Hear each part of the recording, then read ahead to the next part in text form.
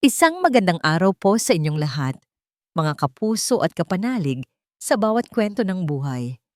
Handa na ba ang inyong mga puso para sa isang paglalakbay na susubok sa ating pananaw tungkol sa paghusga at pag-ibig?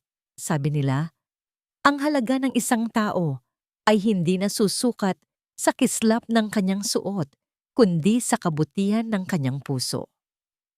Ngunit sa isang mundong umiikot sa pera at kapangyarihan, gaano kadaling makita ang tunay na halaga bago pa mahuli ang lahat. Halina't pakinggan natin ang kwento ni Nakael at Hiraya sa Ang Halaga ng Puso. Ang tunog na yon, iyon ang unang napansin ni Kael Bulan. Isang tunog na hindi nababagay sa lugar na ito. Tok, tok, tok. Isang marahan, ngunit matigas na tunog ng kahoy na tumatama sa makintab at mamahaling tiles ng showroom ng Sinag-Araw Motors. Bawat katok ay tila isang maliit na insulto sa karangyaan ng paligid. Napakunot ang noo ni Kael. Ang kanyang tingin ay agad na humahanap sa pinagmumulan ng istorbo. At doon niya nakita isang matandang lalaki. Nakasuot ng kupas na polo shirt, maluwag na pantalon na may ilang bahid ng tila pinatuyong putik. At sa kanyang mga paa, ang salarin, isang pares ng lumang bakya. Ang buhok niyang halos puti na ay magulo, at ang balat niya sa mukha at mga braso ay kulubot at sunog sa araw. Sa tabi ni Kyle, narinig niya ang mahinang paghagik-gik ni Dante Hangin, ang kanyang karibal sa pagiging top sales agent. Pre, anong naligaw dito? Bulong ni Dante, may halong panguuyam. Baka naghahanap ng kalabaw, hindi kotse. Tingnan mo yung bakya. Baka magasgasan yung sahig. Yari tayo kay boss. Ngumisi si Kael. Hayaan mo na. Baka nagpapalamig lang, 5 minuto. Aalis din iyan. Para kay Kael, ang oras ay komisyon. Ang bawat kliyenteng pumapasok ay isang numero. Isang potensyal na benta, isang hakbang palapit sa kanyang mga pangarap. At ang matandang nasa harapan niya ngayon? Isa siyang malaking zero. Isang pag-aaksaya sa mamahaling aircon ng showroom. Habang abala sila sa pagbubulungan, isa pang figura ang gumalaw, si Hiraya. Mula sa kanyang station sa reception, lumabas si Hiraya de Leon na may dalang isang baso ng tubig. Ang kanyang paglakad ay magaan, at ang nangiti sa kanyang mga labi ay kasing sincere ng sikat ng araw sa umaga. Lumapit siya sa matanda na tila hindi man lang napapansin ang alikabok sa damit nito o ang luma nitong sapin sa paa. Tatay, magandang hapon po. Baka po nauuhaw kayo. Malambing na sabi ni Hiraya. Iniabot ang tubig.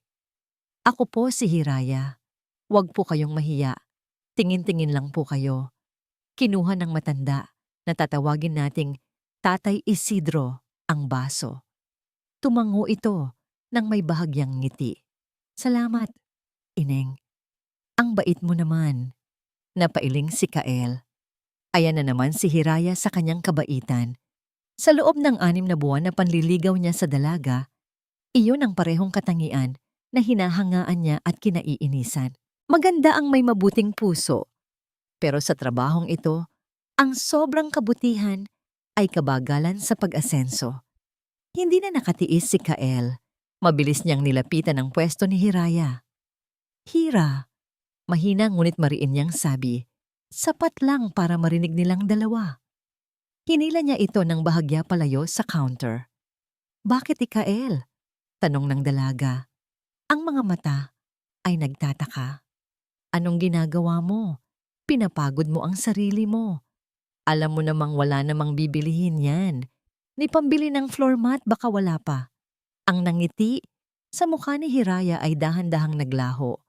Kael, ano ka ba? Kliyente pa rin siya. At kahit hindi uhaw yung tao, anong masama sa pag-abot ng tubig? Ang masama, Hira, ay nasasayang ang oras mo. Imbes na mag-focus ka sa mga totoong buyer, diyan ka nakatutok. Paano tayo aasenso niyan? Paano yung mga pangarap natin? May halong panunumbat sa boses ni Kael, isang pangarap na binuo nila, isang maliit na bahay, isang simpleng buhay, malayo sa kahirapan na pareho nilang pinagdaanan. Pero para kay Kael, ang daan patungo doon ay sementado ng malalaking komisyon at walang puwang para sa mga istorbo. Tumingin si Hiraya sa kanya at sa isang saglit nakita ni Kael ang pagkadismaya sa mga mata nito. Ang pangarap ko, Kael, kasama doon ang pagiging mabuting tao. Hindi yung nananapak ng iba para lang makaangat. Bumalik si Hiraya sa kanyang pwesto. Iniwan si Kael na nakakuyom ang mga palad. Nasaktan siya sa sinabi nito. Pero mas nangingibabaw ang inis. Hindi niya maintindihan. Samantala, nagpatuloy sa paglalakad ang matanda. Ang bawat hakbang niya ay mabagal. Sinusuri ang bawat sasakyan na para bang sinusuri niya ang mga prutas sa palengke. Dinaanan niya ang mga compact cars, ang mga SUV, hanggang sa huminto siya. Huminto siya sa pinakasentro ng showroom, sa harapan ng pinakabago, pinakamahal, at pinakamalakas na sasakyan sa buong Sinagaraw Motors. Isang itim na executive sedan na kumikinang sa ilalim ng mga spotlight. Ang presyo nito nakasulat sa isang eleganteng stand, PHP 3,185,000. Natawa na naman si Dante. Ayan na. Nangangarap na si Lolo. Baka akala niya laruan yan. Hindi kumibo si Kael, pero sa loob-loob niya, pareho sila ng iniisip. Tiningnan niya ang matanda na dahan-dahang inilalapat ang magaspang na palad sa makinis na hood ng sasakyan. Isang eksenang hindi talaga tugma. Isang magsasaka na hinahaplos. Ang isang obra maestra ng teknolohiya. Nang may mapagtantong ng ngiti, lumakad si Kael palapit sa matanda. Ito na ang pagkakataon niya. Tapusin na ang kalokohang ito. Tay! Simula niya, sinisikap na maging magalang, pero may pahiwatig ng pagtataboy. Maganda po, no? Pero kung naghahanap po kayo ng mas praktikal, meron po kaming mga second-hand units sa likod. O baka po gusto ninyong tingnan yung tricycle sa labas. Bagong labas din po yon. Hindi lumingon ang matanda. Ang mga mata nito ay nakapako pa rin sa itim na sedan.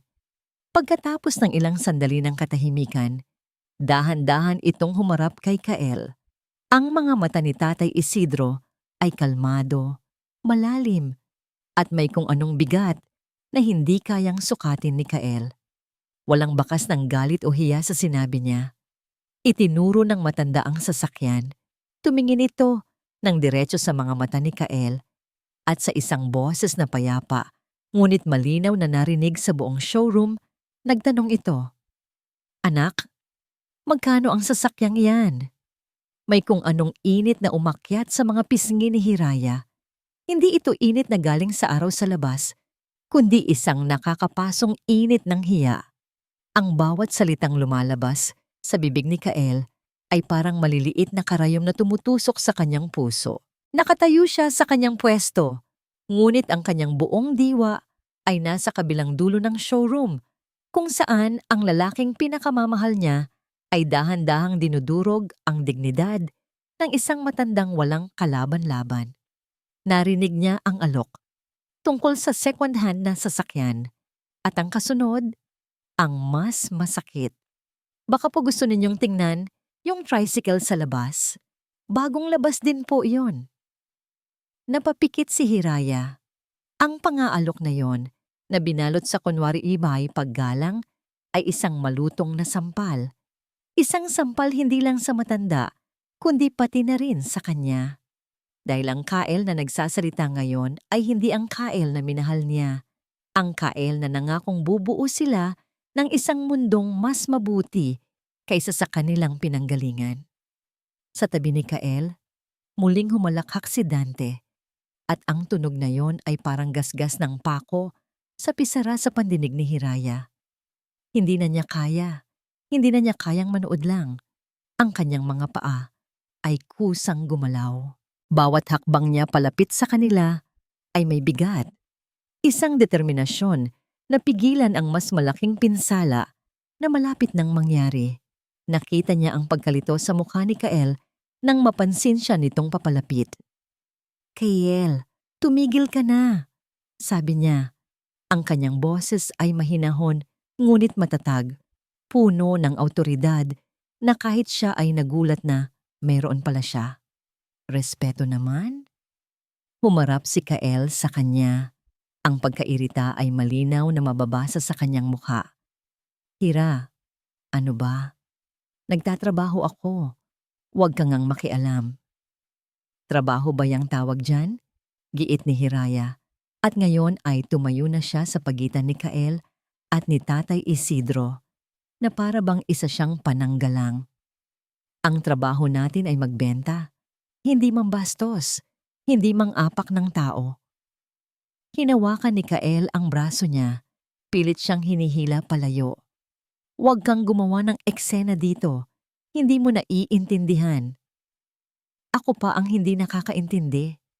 Binitawan niya ang pagkakahawak ni Kael. At ngayon, may apoy na sa kanyang mga mata. "Naiintindihan ko, Kael. Naiintindihan kong mas mahalaga sa'yo ang posibleng komisyon kaysa sa pakiramdam ng kapwa mo. Walang halaga ang pangarap na yan kung itatayo natin sa pagyurak sa ibang tao." Natigilan si Kael sa sinabi niya. Sa isang saglit, nakita ni Hiraya ang sakit sa mga mata nito. Ngunit agad din iyong napalitan ng tigas ng isang taong ayaw magpatalo. "Ginagawa ko to para sa atin." Halos pabulong na sigaw ni Kael. "Hindi," mariing sagot ni Hiraya. "Ginagawa mo yan para sa sarili mo." Ang kanilang pagtatalo ay biglang pinutol ng isang mahinang pag-ubo. Napalingon silang dalawa kay Tatay Isidro. Ang matanda ay kalmado pa rin. Ang kanyang mukha ay hindi nagpapakita ng anumang emosyon maliban sa isang malalim na pagod. Tumingin ito kay Hiraya at bahagyang ngumiti. "Hayaan mo na siya, Ineng," sabi ng matanda. "Sanay na ako sa mga ganito." Pagkatapos ay ibinaling nito ang tingin kay Kael na hanggang ngayon ay nakatingin pa rin ng masama kay Hiraya. "Tinanong kita kung magkano." Pag-uulit ng matanda. Ang boses ay hindi nagbabago. "Hindi mo pa ako sinasagot." Sumingit si Dante na kanina pa nanonood. 3 milyon, Lolo. 3 milyon. 185,000. Cash po ba o tseke?" Ang tanong ay puno ng sarkasmo na para bang nagtatanong kung may barya ba ito sa bulsa. Ngunit ang hindi nila inaasahan ay ang naging sagot ng matanda. "Cash." Simpleng sabi nito. Isang nakabibinging katahimikan ang bumalot sa showroom. Maging ang mahinang tugtog mula sa mga speaker ay tila huminto. Dahan-dahan, isinukbit ni Tatay Isidro ang dala niyang bayong na gawa sa pandan. Ibinaba niya ito sa makintab na sahig at mula sa loob ay may kinuha siyang isang bagay na mas lalong hindi ka panipaniwala. Isang makapal na brown envelope. Hindi ito bago. Luma na rin, may mga tupi sa gilid. Ngunit ang kapal nito ay hindi pangkaraniwan. Dahan-dahan, binuksan ito ng matanda. At ang laman, hindi pera, kundi mga tseke, manager's checks. Sunod-sunod. Ang bawat isa ay may nakasulat na malaking halaga. Si Dante, na kanina lang ay halos mamatay na sa kakatawa, ay ngayon ay parang estatwa, nakanganga, hindi makapaniwala sa nakikita. Si Kael ay natigilan. Ang kanyang mga mata ay nanlalaki. Pabalik-balik ang tingin mula sa mga tseke patungo sa mukha ng matandang hinamak niya. Ang kayabangan sa kanyang mukha ay unti-unting napalitan ng pagkalito, pagkabigla, at isang malamig na takot. Maging si Hiraya ay hindi makapagsalita. Alam niyang mali ang pagtrato ni Kael, pero hindi niya kailanman inakala na ganito ang magiging katapusan. Nang biglang, "Sir Luntian!" Isang malakas na boses ang narinig mula sa direksyon ng mga opisina. Si Mr. Jimenez, ang kanilang showroom manager, ay halos patakbong lumabas. Ang kanyang karaniwang kalmadong muka ay namumutla. At may butil-butil na pawis sa kanyang noo kahit na malakas ang aircon. Nagmamadali siyang lumapit, nilampasan sina Kyle at Dante, na parang hindi sila nakikita. Huminto siya sa harap ni Tatay Isidro at bahagyang yumuko. Magandang hapon po, Sir Anselmo. Pasensya na po kayo. Hindi po ako naabisuhan na darating pala kayo, sabi ni Mr. Jimenez. Ang boses ay puno ng paggalang at kaba. Itinaas ni Tatay Isidro o Sir Anselmo ang kanyang kamay. Ayos lang, Romy. Napadaan lang ako. Gusto ko sanang bilhin ito. Itinuro niya ang itim na sedan. Ngayon lang napansin ni Mr. Jimenez ang tensyon sa paligid. Tumingin siya kay Kyle at Dante, na kapwa parang nakakita ng multo. Ang kanyang mukha ay biglang nag-iba.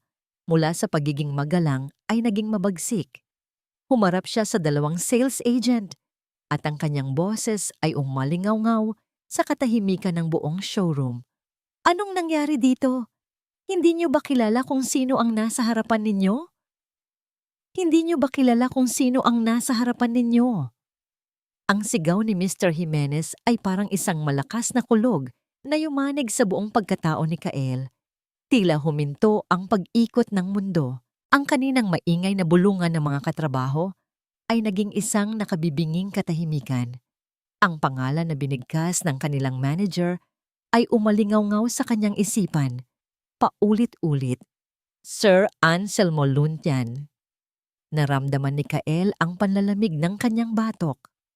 Ang pangalan ay hindi pamilyar, pero ang tono ng boses ni Mr. Jimenez ay sapat na para ipaintindi sa kanya ang laki ng kanyang pagkakamali. Ito ang uri ng pangalan na binibigkas ng may paggalang, isang pangalan na kayang magbukas ng pinto o magtiklop ng isang buong negosyo. At ang taong iyon, si Sir Anselmo Luntian, ay ang matandang tinawag niyang lolo, inalok ng tricycle at hinamak sa harap ng lahat. Ang kanyang mga mata ay nanatiling nakatitig sa sahig, hindi magawang salubungin ang tingin ng kahit sino. Ngunit sa gilid ng kanyang paningin, isang imahe ang mas tumatak sa kanyang isipan kaysa sa galit ng kanyang boss. Si Hiraya. Nakatayo lang ito.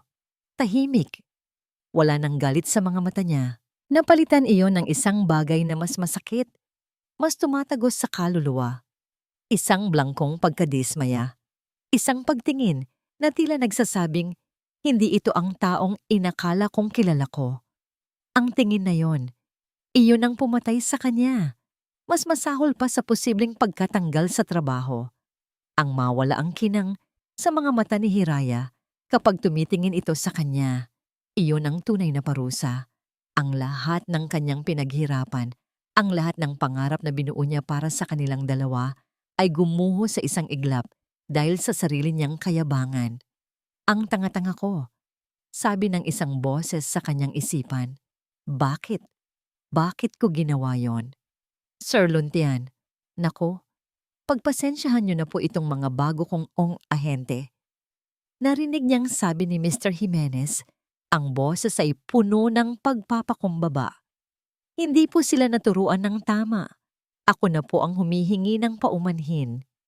Habang si Mr. Jimenez ay abala sa paggamo kay Sir Anselmo, naramdaman ni Kyle ang isang siko na tumama sa kanyang tagiliran. Si Dante. Gago ka kasi pre. Bulong ni Dante, pero ang mga mata nito ay nakatuon kay Mr. Jimenez. Ikaw ang nauna.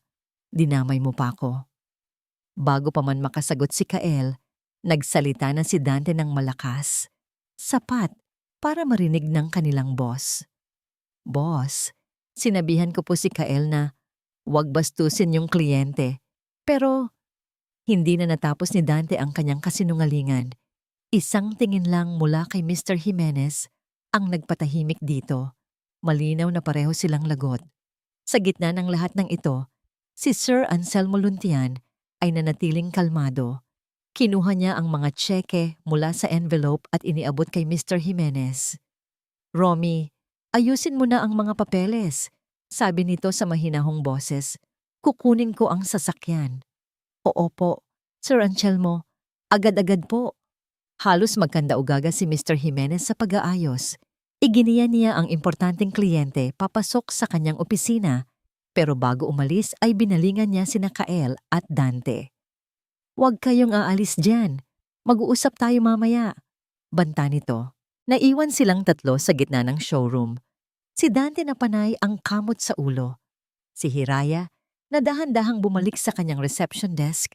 Bawat galaw ay tila mabigat. At si Kael na nakatayo lang doon, isang buhay na estatwa ng kahihiyan at pagsisisi. Kailangan niyang makausap si Hiraya. Kailangan niyang magpaliwanag.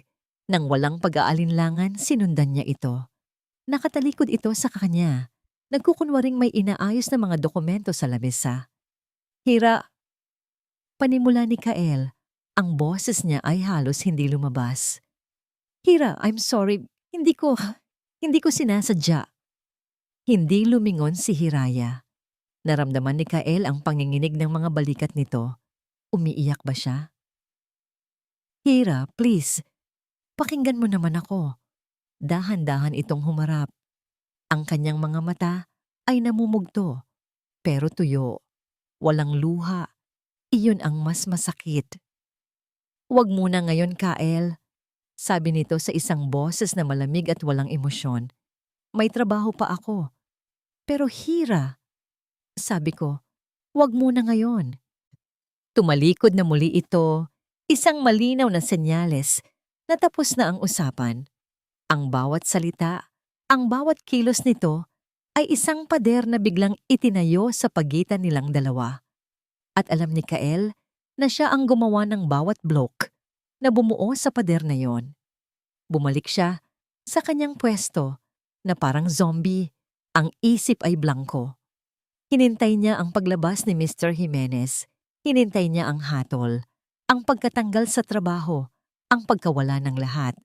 Ilang minuto pa, lumabas na nga si Mr. Jimenez kasama si Sir Anselmo. Nag-uusap sila ng may ngiti, tila na ayos na ang lahat. Inihahatid na ng manager ang kliyente palabi. Dumaan sila sa mismong harapan ni Kael. Yumuko si Kael. Ito na. Handa na siya sa anumang sigaw o insulto. Ngunit walang dumating. Nagpatuloy lang sa paglalakad si Sir Anselmo. Ngunit bago ito tuluyang makalabas ng pinto, huminto ito. Lumingon ito, hindi kay Mr. Jimenez, kundi sa direksyon kung nasaan si Kael. Ang kanilang mga mata ay nagtagpo. Walang sinabi ang matanda. Isang tingin lang. Isang tingin na puno ng kahulugan na hindi kayang unawain ni Kael. Pagkatapos, tumalikod na ito at nagpatuloy sa pag-uusap nila ni Mr. Jimenez. Nakahinga ng maluwag si Kael, ngunit panandalian lang dahil narinig niya ang huling sinabi ni Sir Anselmo sa kanilang manager. Isang pangungusap na malinaw at sadyang ipinarinig sa lahat. "Babalik ako bukas para personal na kunin ang sasakyan at pirmahan ang huling mga dokumento," sabi ng matanda.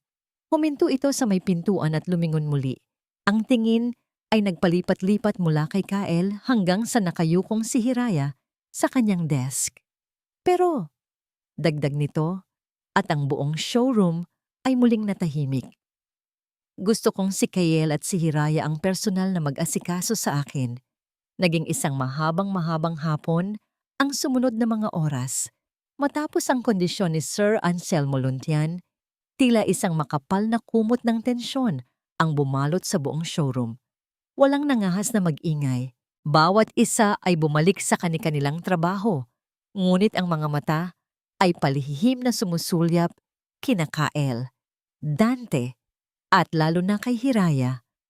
Para kay Hiraya, ang bawat pag-type sa keyboard, bawat pagsagot sa telepono, ay isang pagsubok. Gusto niyang magkulong sa banyo at umiyak. Gusto niyang tumakbo palabas at wag nang bumalik. Ngunit nanatili siya dahil iyon ang kailangan, dahil iyon ang tama. Hindi niya magawang tingnan si Kael. Sa tuwing susubukan nitong lumapit sa kanyang desk, agad siyang hahanap ng gagawin, tatawag ng kliyente o yuyuko at magkukunwaring abala. Ang hangin sa pagitan nila ay naging mabigat at malamig. Ang dating init ng kanilang mga tinginan ay napalitan ng isang nagyayelong pader. Nang matapos ang araw ng trabaho, isa siya sa mga unang nag-ayos ng gamit. Hindi na niya hinintay pa si Kael, na karaniwan ay sabay silang umuuwi. Kailangan niya ng espasyo, kailangan niyang huminga. Sa kanyang maliit na inuupahang apartment, agad niyang ibinagsak ang sarili sa kama. Doon, sa kaligtasan ng kanyang 4 na sulok na silid, hinayaan niyang bumagsak ang mga luhang kanina pa niya pinipigilan. Hindi ito luha ng galit. Ito ay luha ng pagkadismaya. Luha ng panghihinayang. Umiiyak siya para sa matandang niyurakan ang dignidad sa loob ng ilang minuto. Umiiyak siya para sa sarili niya. Dahil ang taong pinagkakatiwalaan niya ng kanyang puso ay may kakayahang gumawa ng ganoong bagay. At higit sa lahat, umiiyak siya para kay Kael. Para sa bahagi nito na tila nabulag ng ambisyon, isang bahagi na hindi niya pa nakikita kailanman. Inabot niya ang kanyang cellphone sa side table. Binuksan niya ang kanilang mga lumang mensahe. Naroon pa rin ang mga pangako ni Kael. Tiwala ka lang sa akin, Hira. Darating ang araw, bibigyan kita ng buhay na hindi mo na kailangang mag-alala pa. Ikaw ang inspirasyon ko. Lahat ng ginagawa ko para sa ating dalawa.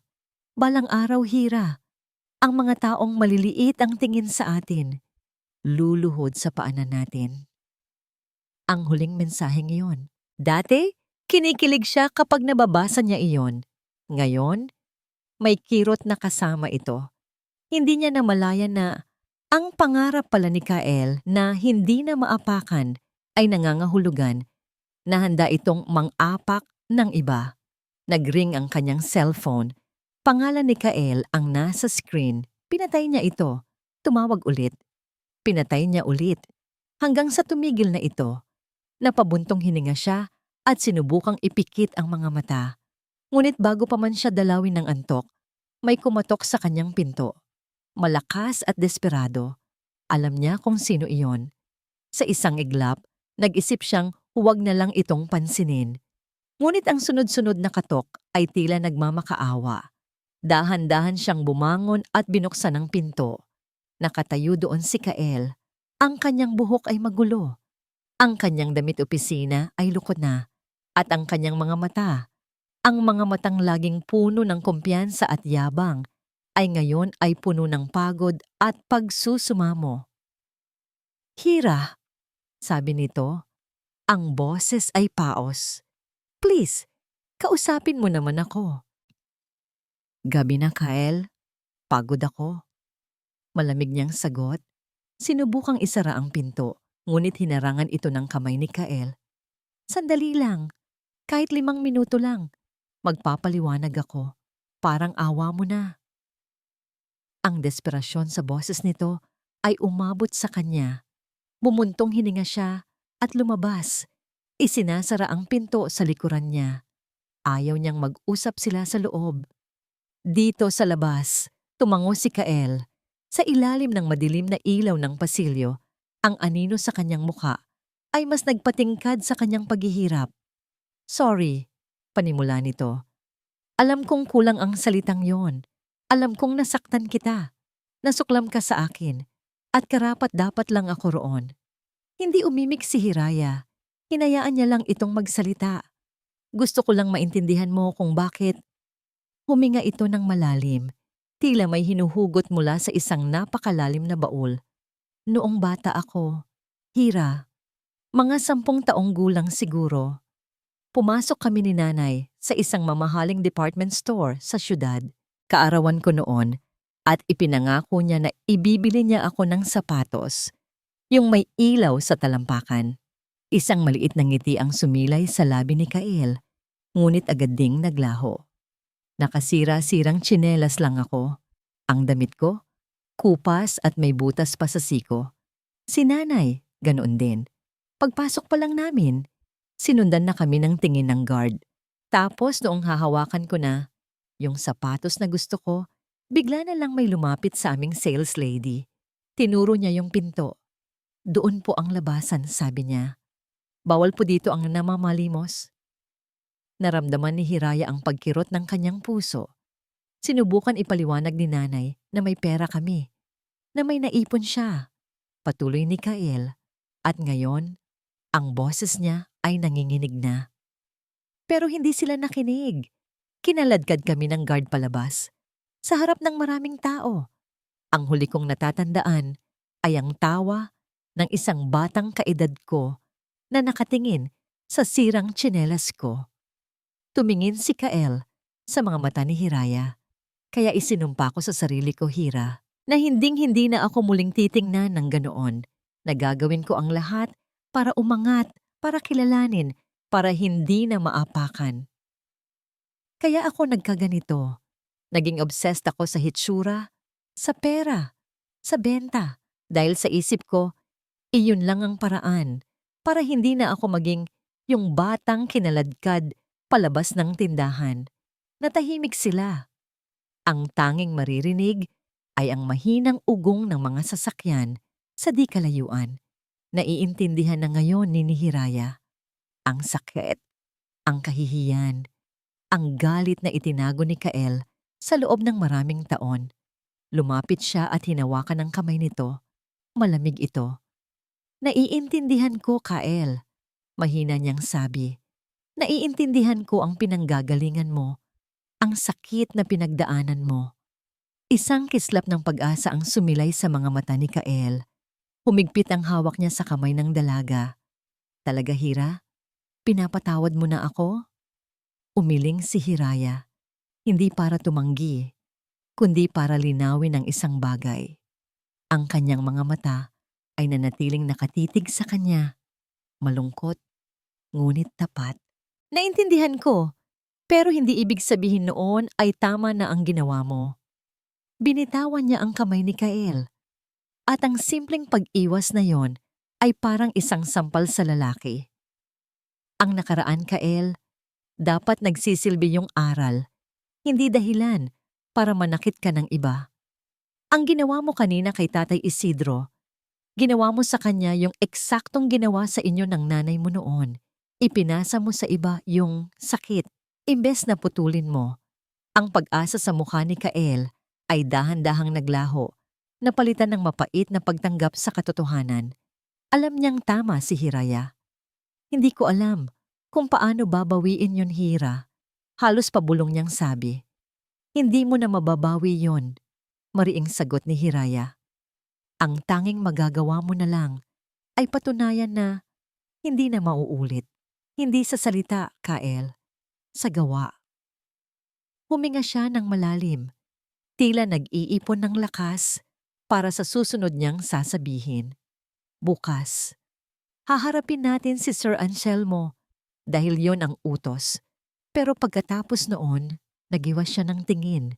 Ang mga salitang susunod ay mabigat at halos hindi niya kayang bigkasin. Hindi ko na alam kung kaya ko pa. Gumuho ang mundo ni Kael. Anong ibig mong sabihin? Ang ibig kong sabihin, ang pangarap na binuo natin, parang biglang gawa sa babasaging salamin, sabi ni Hiraya. At sa wakas, isang butil ng luha ang pumatak mula sa kanyang mga mata. At kanina, Kael, binasag mo yon. Humarap si Hiraya sa kanya. Ang huling tingin ay puno ng sakit. Hindi ko na alam kung sino ka talaga, Kael. Pagkasabi noon, pumasok na siya sa kanyang apartment at isinara ang pinto. Hindi niya ito inilock, pero ang tunog ng pagsara nito ay mas matigas, mas pinal, kaysa sa alinmang trangka. Naiwan si Kael sa labas, mag-isa. Nakatitig sa nakasarang pinto. Dinig na dinig ang bawat tibok ng sarili niyang pusong unti-unting nababasag. Ang hangin sa loob ng conference room ng Sinag-Araw Motors ay mas malamig kaysa sa karaniwan. O baka para lang yon sa pakiramdam ni Kael. Nakaupo siya sa isang dulo ng mahabang lamesang gawa sa mahogany, habang si Hiraya naman ay nasa kabilang dulo. Sapat ang layo para hindi sila magkadikitan, ngunit sapat ang lapit para maramdaman niya ang pader na namamagitan sa kanila. Walang nagsasalita.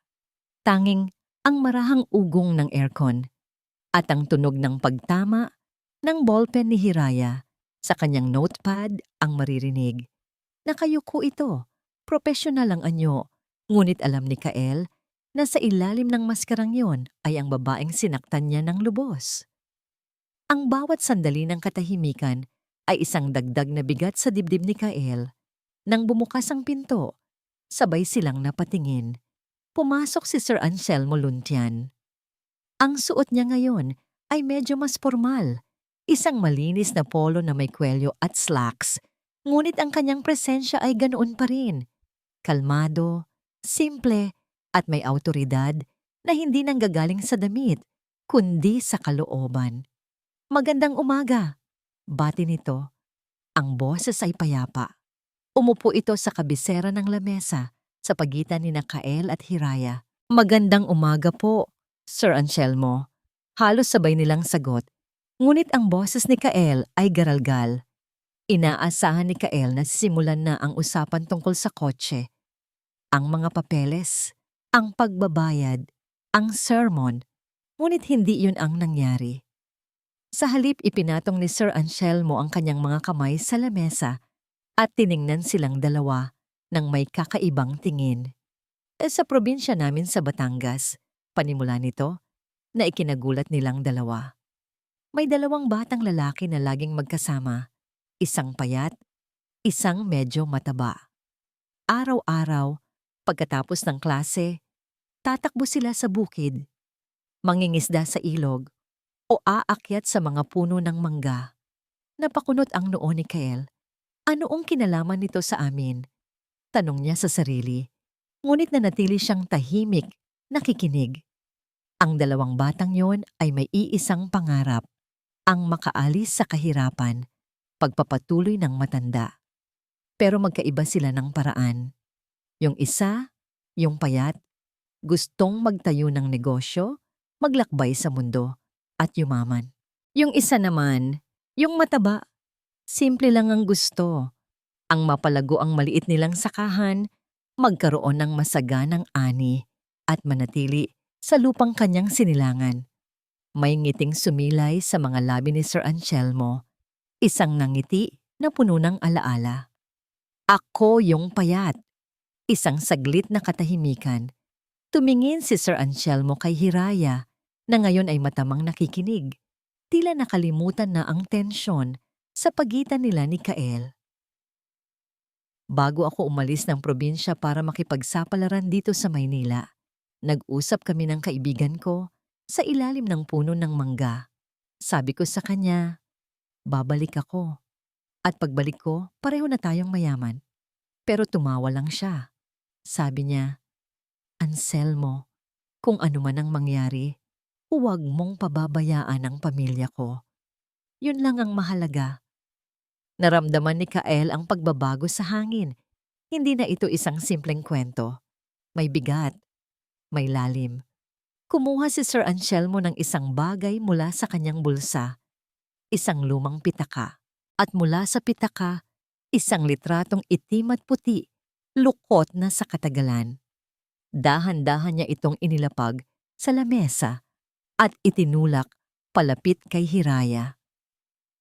Lumipas ang maraming taon, sabi ng matanda. Ang boses ay bahagyang nanginig. Naging matagumpay ako sa negosyo. Siya naman, nanatili sa bukid. Nagkaroon siya ng isang anak na babae. Ngunit maaga siyang kinuha ng Diyos, hindi na kami nagkita pang muli. At yung anak niyang babae, nag-asawa at nagkaroon din ng sarili niyang anak. Isang babae. Kinuha ni Hiraya ang litrato. Dalawang batang lalaki, payat at gusgusin, nakaakbay sa isa't isa. Ang kanilang mga ngiti ay abot langit. Habang tinititigan niya ito, may kung anong pamilyar sa mga mata ng batang mataba. Ang mga mata ni Sir Anselmo ay napuno ng luha. Ang kaibigan kong yon, ang lolo mo, Hiraya. Si Lolo Kiko mo. Parang isang bombang sumabog ang mga salitang yon sa loob ng conference room. Nabitawan ni Hiraya ang litrato. Ang kanyang mga kamay ay nanginginig habang tinatakpan niya ang kanyang bibig.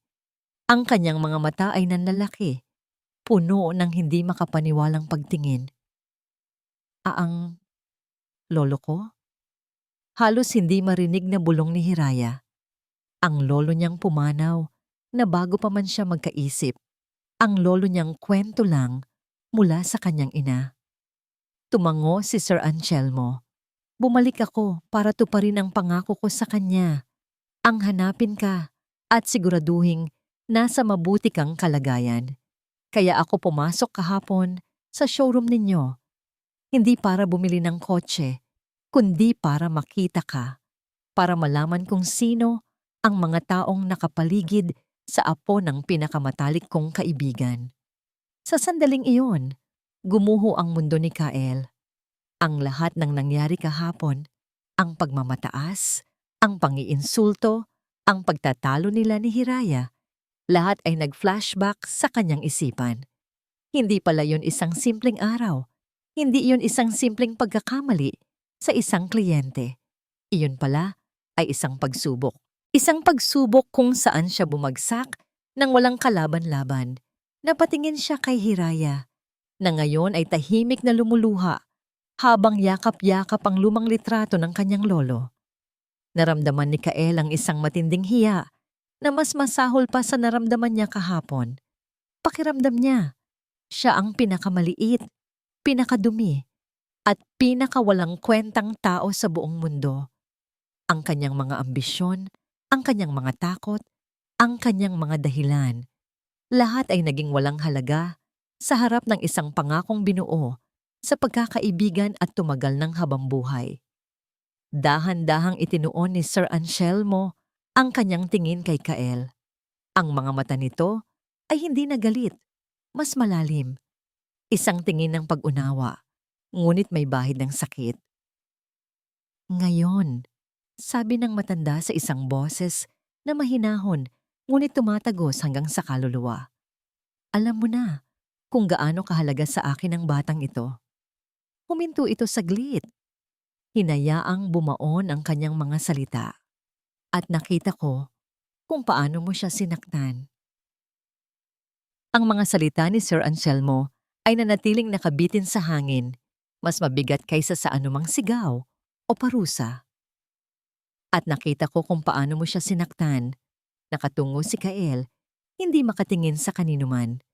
Para kay Hiraya, ang panunood sa kanya sa ganoong kalagayan ay nagdulot ng isang komplikadong emosyon. May bahagi sa kanya na gustong sabihing, buti nga sa'yo. Ngunit may mas malaking bahagi na nakakaramdam ng awa at sakit para sa lalaking minsan niyang nakitaan ng lahat ng kanyang pangarap. Wala po akong masabi, sir. Basag na sabi ni Kael. Ang boses ay puno ng pagsuko. Tatanggapin ko po kahit anong parusa. Kahit tanggalin niyo na po ako sa trabaho. Umiling si Sir Anselmo. Ang pagpaparusa ang pinakamadaling gawin, anak. Pero madalas, wala itong naituturong aral. Ang gusto ko ay oportunidad. Tumingin ito kay Kael. Hindi kita tatanggalin sa trabaho. Pero hindi mo rin ako aasikasuhin ngayon. Ang transaksyon sa kotse mamaya na yan. May iba akong ipapagawa sa'yo. Nag-angat ng tingin si Kael. Ang kanyang muka ay puno ng pagkalito. Maging si Hiraya ay nagtaka. May isang maliit na community center akong tinutulungan sa may Tondo. Sabi ni Sir Anselmo, isang lugar para sa mga batang ulila at mga pamilyang nangangailangan. Gusto ko, ngayong araw, imbes na magbenta ka ng kotseng milyon ang halaga, pumunta ka roon. Mag-volunteer ka. Natigilan si Kael. Mag-volunteer po? Oo. Huwag kang mag-alala, bayad pa rin ang araw mo, sabi ng matanda. Ang gusto ko lang ay maranasan mo. Tumulong ka sa paghahanda ng pagkain, makipaglaro ka sa mga bata. Pakinggan mo ang kwento ng mga nanay doon. Gusto kong makita mo kung ano ang tunay na halaga, yung mga bagay na hindi nabibili ng pera. Ito ay isang utos na walang sino man ang inaasahan, isang pagsubok na kakaiba. Isang oportunidad. Pagtatapos ni Sir Anselmo, bumalik ka dito at mag-usap tayo ulit. Tumango si Kael, walang lakas na tumutol. Ito na lang ang natitira niyang pag-asa. Esta, Lumipas ang maghapon. Sinubukan ni Hiraya na ituon ang sarili sa trabaho, ngunit ang kanyang isip ay lumilipad. Iniisip niya si Kael. Kumusta na kaya siya? Ano na kayang ginagawa niya sa lugar na yon? Nagrereklamo kaya siya sa init? Naiinis sa mga bata? O baka naman, hindi niya napigilan ang sarili? Nang magkaroon ng pagkakataon, sa kalagitnaan ng hapon, nagpaalam siya para sa isang maagang break. Sumakay siya ng taxi at itinuro ang address na narinig niya mula kay Sir Anselmo kanina.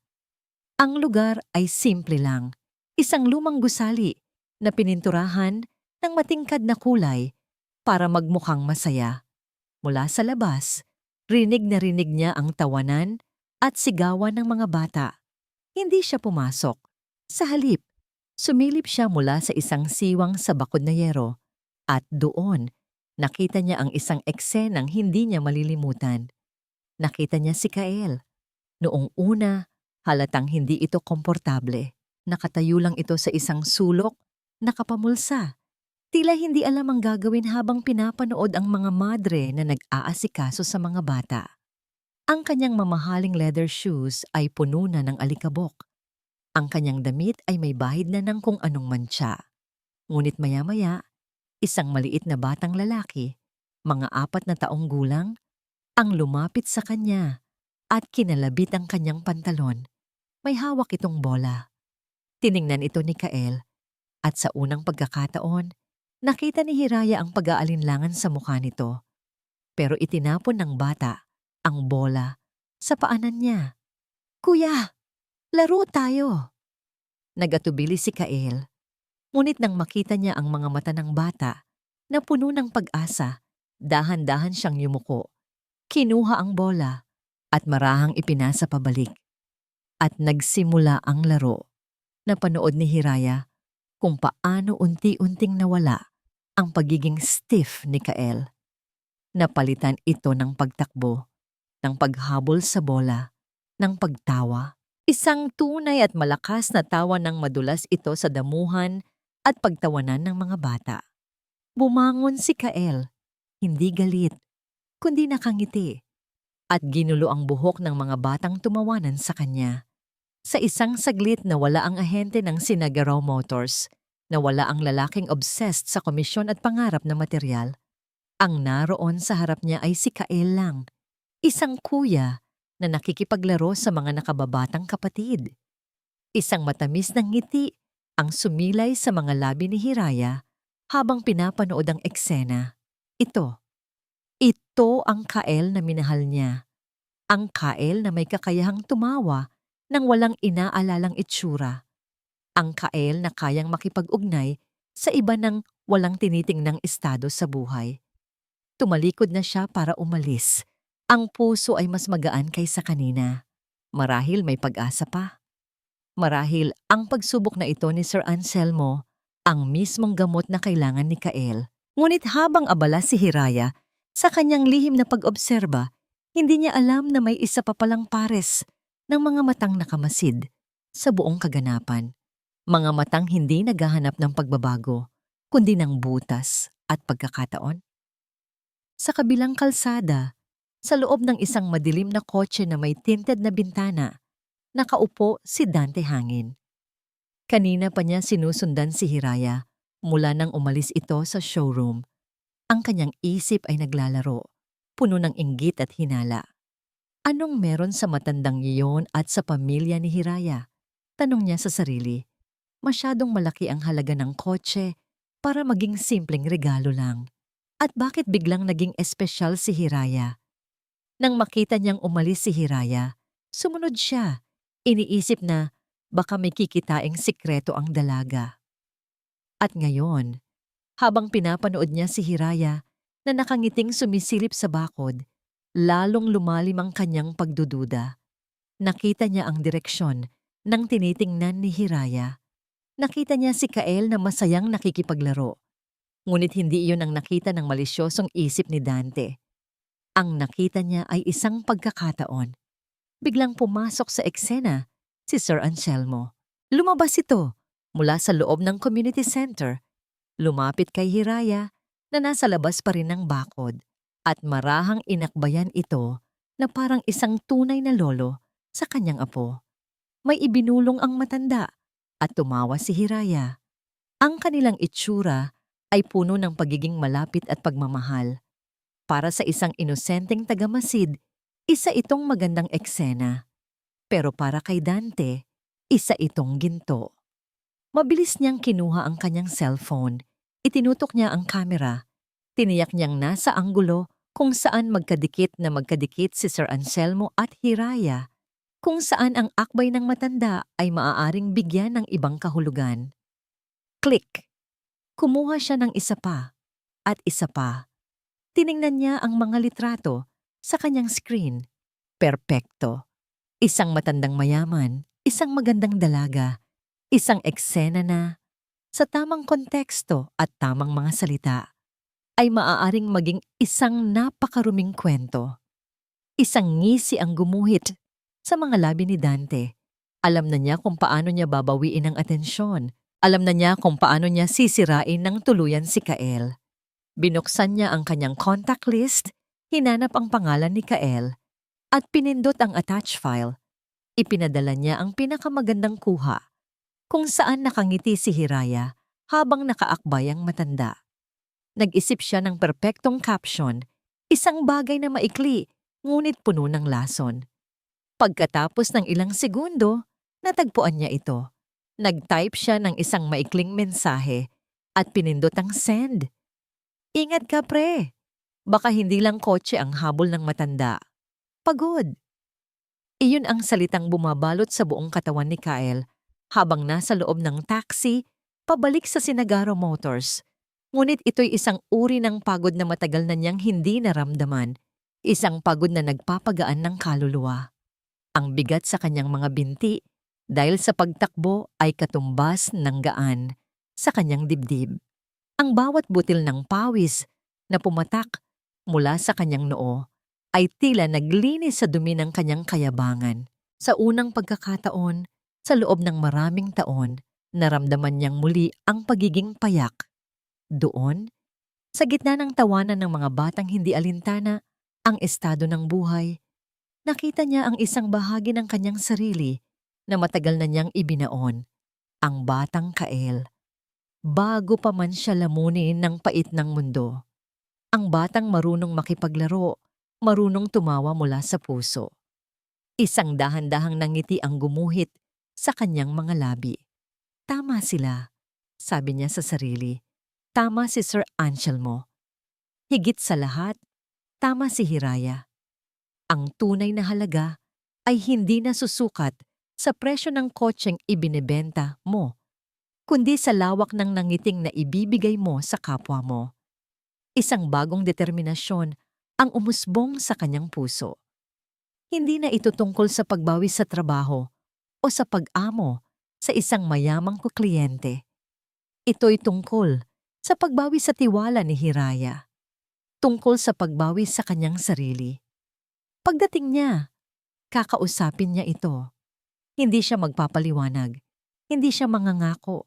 Hihingi lang siya ng isang pagkakataon para ipakita, sa gawa, na nagsisimula na siyang magbago.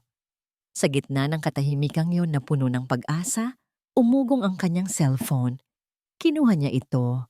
Ang puso'y bahagyang kumabog sa pag-asang pangalan ni Hiraya ang makikita niya. Ngunit hindi. From Dante One Attachment. Napakunot ang kanyang noo. Anong kailangan na naman nito? Binuksan niya ang mensahe. Isang litrato ang lumitaw at sa ilalim nito, isang maikling pangungusap. Sa unang segundo, wala itong epekto.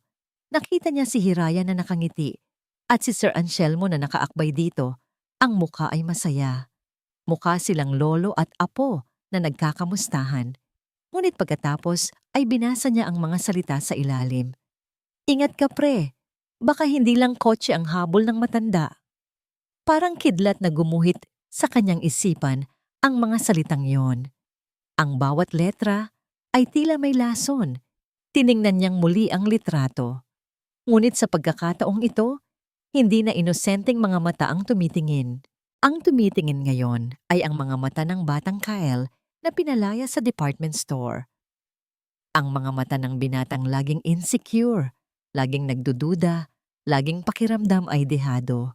Ang anggulo ng litrato, bigla niyang napansin. Kuha ito mula sa malayo. Patago. Ang akbay ni Sir Anselmo ay tila masyadong posesibo. Ang ngiti ni Hiraya ay tila masyadong matamis. Ang kanilang distansya sa isa't isa ay masyadong malapit. Ang lahat ng pag-asa at gaan na naramdaman niya kanina ay biglang naglaho, napalitan ng isang mabigat at malamig na bato sa kanyang sikmura. Ang boses ng demonyo sa kanyang isipan na pansamantalang natahimik ay muling nagsalita at ngayon ay mas malakas pa. Kaya pala ganoon na lang kung ipagtanggol ni Hiraya ang matanda. Kaya pala may koneksyon sa pamilya. Kaya pala bigla kang binigyan ng pagkakataon. Isang palabas, isang paraan para ilayo ka habang sila.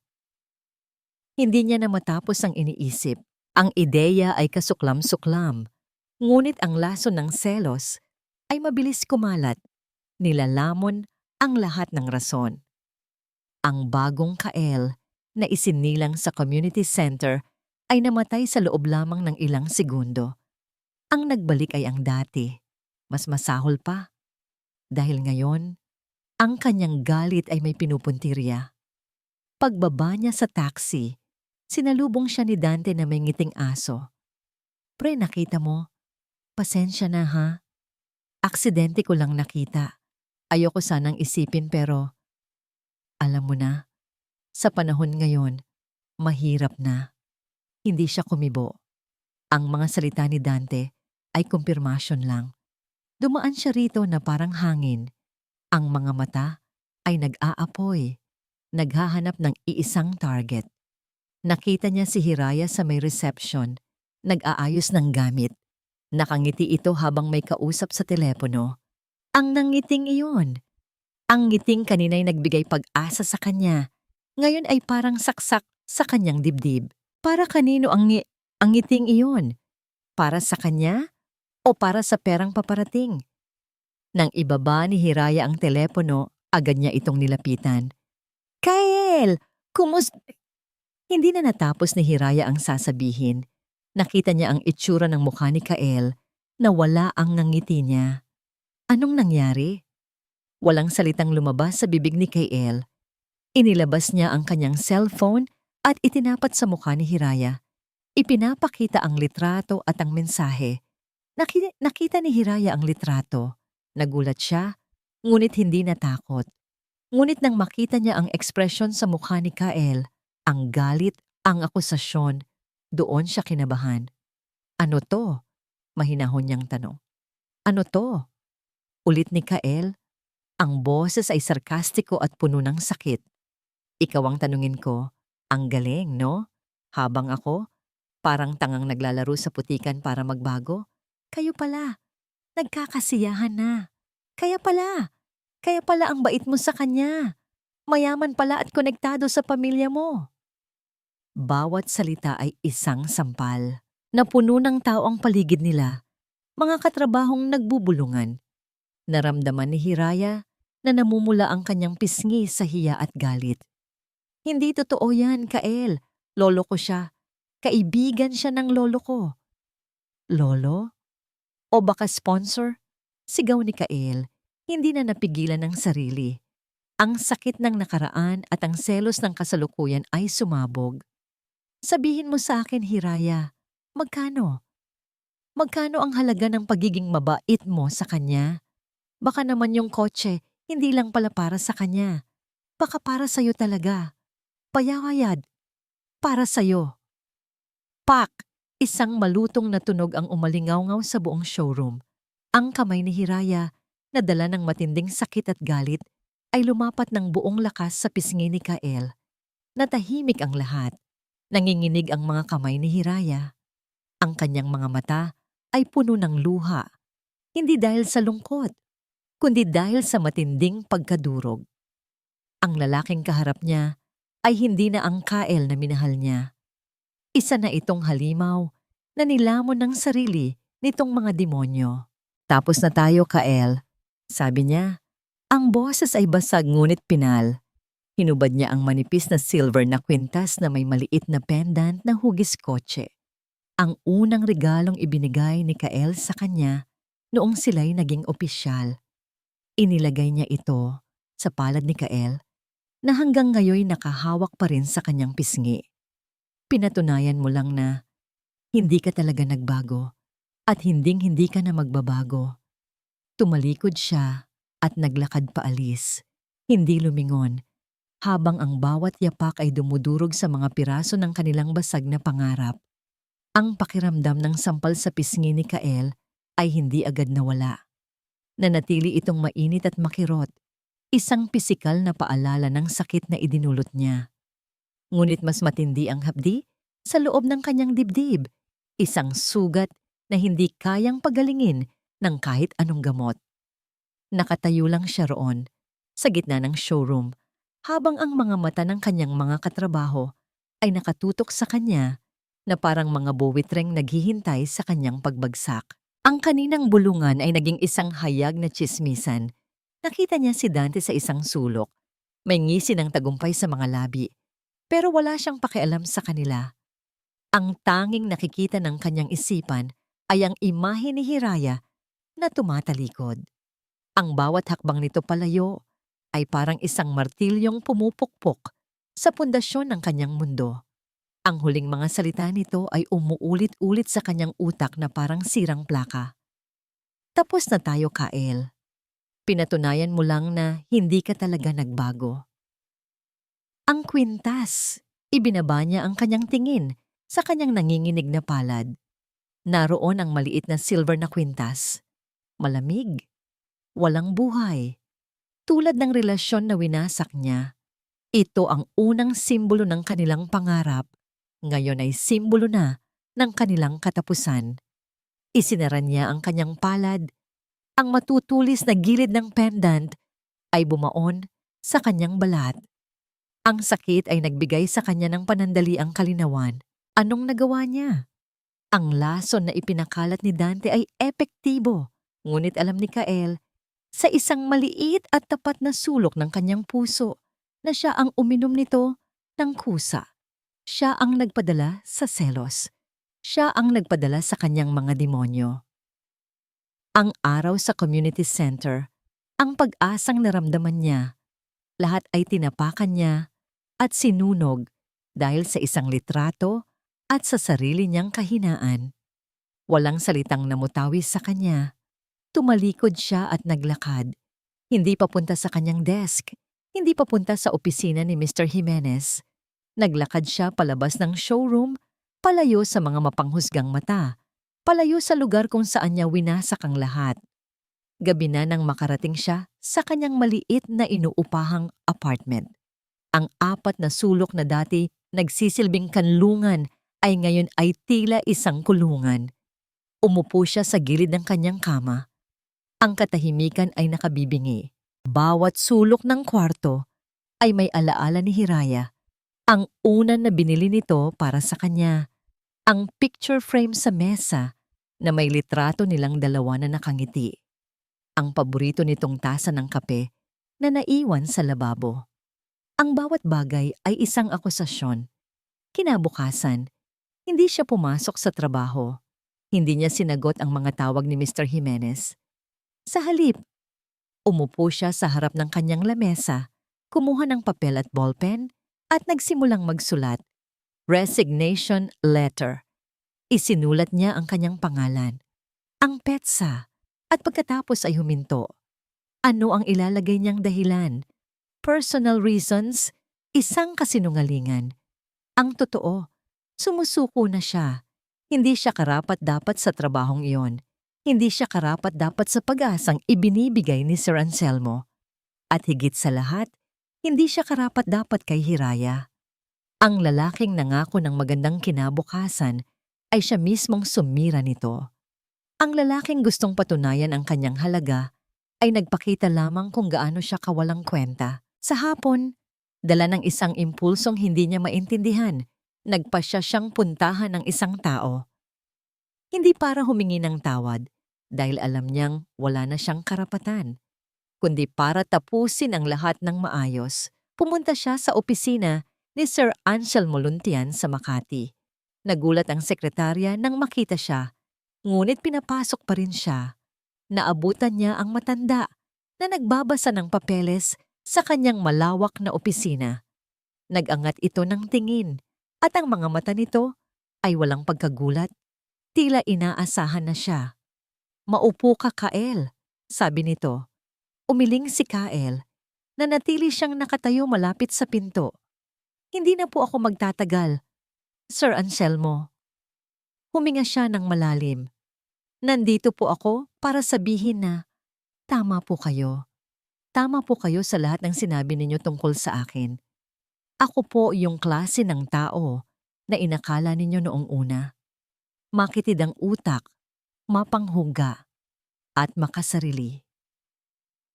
Inilapag niya ang kanyang resignation letter sa isang mesang malapit sa kanya. "Hindi ko na po kayang humarap kay Hiraya. At lalong hindi ko na po kayang humarap sa inyo. Salamat po sa oportunidad na sinubukan ninyong ibigay. Pero hindi ko po deserve yon." Sa buong panahon na nagsasalita si Kael, si Sir Anselmo ay tahimik lang na nakikinig. Walang paghuhusga sa mukha nito. Tanging isang malalim na pag-unawa. "Tapos ka na ba?" Tanong ng matanda nang matapos si Kael. Tumango si Kael. "Opo, aalis na po ako." Tumalikod na siya, handa nang lisanin ang lahat, handa nang tanggapin ang kanyang pagkatalo. "Kael!" Tawag ni Sir Anselmo. Huminto si Kael, ngunit hindi lumingon. Narinig niya ang pagtayo ng matanda at ang mga yabag nito palapit sa kanya. Isang susi ang inilapag nito sa mesa, sa tabi ng kanyang resignation letter. Isang luma at medyo kinakalawang na susi. Kasama nito ay isang kapirasong papel kung saan may nakasulat na address. "Bago ka sumuko ng tuluyan," sabi ni Sir Anselmo, "ang boses ay mahinahon, ngunit may bigat. Puntahan mo muna ito." Pumasok si Hiraya sa trabaho kinabukasan na may mabigat na puso. Ang bawat sulok ng showroom ay nagpapaalala sa kanya ng kahihiyahiyang nangyari kahapon. Ang mga tingin ng kanyang mga katrabaho ay puno ng awa at tsismis. Ngunit pinilit niyang maging profesional. Nag-ayos siya ng kanyang desk, ngumiti sa mga kliyente, at sinagot ang mga tawag na para bang walang nangyari. Ngunit ang pagwawalang bahala ay mahirap panindigan, lalo na nang mapansin niyang wala si Kael. Bakante ang pwesto nito. Tinanong niya ang isa niyang katrabaho. "Absent." Simpleng sagot nito. Hindi na siya nagtanong pa. Isang bahagi niya ay gumaan ang loob. Mas madaling magtrabaho nang wala ang presensya nito. Ngunit isang mas malaking bahagi niya ang nakaramdam ng kaba. Sa kalagitnaan ng umaga, habang nagtitimpla siya ng kape sa pantry, pumasok si Dante. Ang nangiti nito ay abot-tenga, puno ng pagmamalaki. May kausap ito sa telepono at sadyang nilakasan ang boses para marinig niya. "Oo, pre. Ganun talaga. Sabi ko sa'yo, isang pitik ko lang yun." Pagyayabang ni Dante sa kausap. "Nakita ko lang yung picture, sinend ko agad sa kanya. Ayun, kinagat agad yung pain. Parang asong ulol." Sinugod agad si Hiraya. Grabe, aalisin na yata ni boss yun. Tamang-tama, bakante na ang pwesto ng top agent. Sino pa ba? Di ako na. Nabitawan ni Hiraya ang tasang hawak niya. Nagkalat ang mainit na kape sa sahig, ngunit hindi niya iyon ininda. Ang kanyang buong atensyon ay nasa mga salitang narinig niya. Pitik, pain, kinagat agad. Lumingon si Dante. Nagulat kunwari na nandoon siya. "Ay, Hiraya. Sorry, hindi kita napansin. Narinig mo ba? Pasensya ka na sa nangyari, ha? Grabe talaga yang si Kael. Napakasiloso. Buti na lang at hiniwalayan mo na." Hindi makapagsalita si Hiraya. Ang lahat ay biglang luminaw. Ang litrato, ang tiyempo, Ang mga salita ni Kael na puno ng lason, hindi yun nagkataon lang. Plinano ang lahat. At ang arkitekto ng lahat ng sakit na ito ay ang lalaking nasa harapan niya ngayon, nakangisi na parang demonyo. Isang malamig na galit ang gumapang sa kanyang buong katawan. Walang salitang lumabas sa bibig niya. Tinalikuran niya si Dante, kinuha ang kanyang bag, at naglakad, palabas ng pantry, palabas ng showroom. Hindi pinapansin ang tawag ng kanyang mga kasama. Kailangan niyang mahanap si Kael. Kailangan niyang sabihin sa kanya ang totoo. Samantala, si Kael ay nasa isang mahabang biyahe. Matapos umalis sa opisina ni Sir Anselmo, umuwi siya, kinuha ang susi at address, at sumakay ng bus. Hindi niya alam kung bakit niya sinusunod ang utos. Marahil dahil wala nang natitira sa kanya. Marahil dahil ito na lang ang huling hibla ng koneksyon niya sa mundong winasak niya. Ang address ay nagturo sa kanya sa isang malayong bayan sa Laguna. Isang tahimik na lugar na napapalibutan ng mga palayan at puno. Matapos ang halos 3 oras, bumaba siya sa tapat ng isang lumang kalsada. Nilakad niya ito hanggang sa marating ang isang bahay na nakatayo sa ilalim ng isang malaking puno ng mangga. Ang bahay ay gawa sa kahoy, luma na, at ang pintura ay natutuklap na. Halatang matagal nang walang nakatira. May isang maliit na bakod na kawayan at isang hardin na tinubuan na ng matataas na damo. Ngunit sa kabila ng pagiging abandonado, mayroon itong kakaibang pakiramdam ng kapayapaan. Ginamit niya ang kalawangin ng susi. Sa kanyang pagkagulat, bumukas ang pinto. Pumasok siya sa loob. Ang hangin ay amoy alikabok at lumang kahoy. Ang mga miwebles ay nababalutan ng puting tela. Sumilip ang sinag ng araw mula sa mga siwang ng bintanang yari sa kapis, nagbibigay liwanag sa mga sapot ng gagamba sa sulok. Naglakad-lakad siya sa loob. Sala, kusina, isang maliit na silid tulugan. Walang espesyal, akmang aalis na siya nang may mapansin siyang isang bagay sa ibabaw ng isang maliit na aparador. Isang baul na kahoy. Hindi ito malaki, ngunit tila mabigat. May mga ukit ito sa gilid, disenyo ng mga dahon at bulaklak. Dala ng kuryosidad, ibinaba niya ito. Maalikabok. Inalis niya ang alikabok gamit ang kanyang kamay at sinubukang buksan. Hindi ito nakalak. Dahan-dahan niyang itinaas ang takip. Ang unang bumungad sa kanya ay ang amoy ng lumang papel. Ang laman ng baul ay puno ng mga nakatuping sulat na tinalian ng kupas na pulang sinulid. Mayroon ding isang makapal at luma ng kwaderno. Kinuha niya ang isa sa mga sulat. Ang papel ay naninilaw na sa katagalan. Binuksan niya ito. Ang sulat kamay ay maganda at pino. Sulat ng isang babae, sinimulan niyang basahin. Mahal kong Itay, kumusta na po kayo sa bukid? Sana po ay nasa mabuti kayong kalagayan. Huwag po ninyong masyadong pag-uri ng sarili, Itay. Ako po ay maayos lang dito sa Maynila. Bagamat palagi ko pong hinahanap-hanap ang luto ninyo at ang simoy ng hangin sa probinsya. Kinuha niya ang isa pa. Itay, may ipagtatapat po ako.